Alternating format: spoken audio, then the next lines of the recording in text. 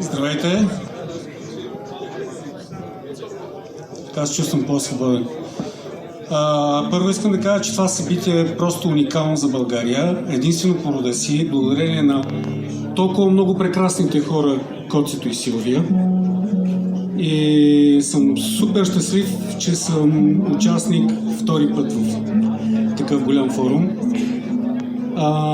Сърцето и душата на лютиера вървят редом с музиката. Тази година направих класическа китара. Моя приятел Теодор ще я презентира.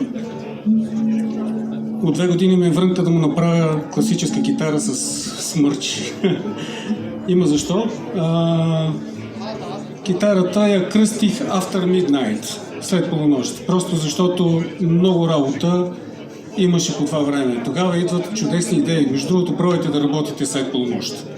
Всъщност, най-добрите спомени на хората са след полунощ. Някой, ако има по-добър спомен от след полунощ, едва ли. Смърш отпред, много абанос, фредборд, мост, кокоболо за гръб и орех, африкански орех, за страни като всичко е масив. Бандинга отново е от абанос. Да, надхвърли малко очакванията ми и бях много приятно изненаден от ефекта. В китарата има една иновация, която за първи път тествам. Не съм сигурен колко съм успял, но със следващата китара ще имам пълна яснота какво мога да направя относно звука.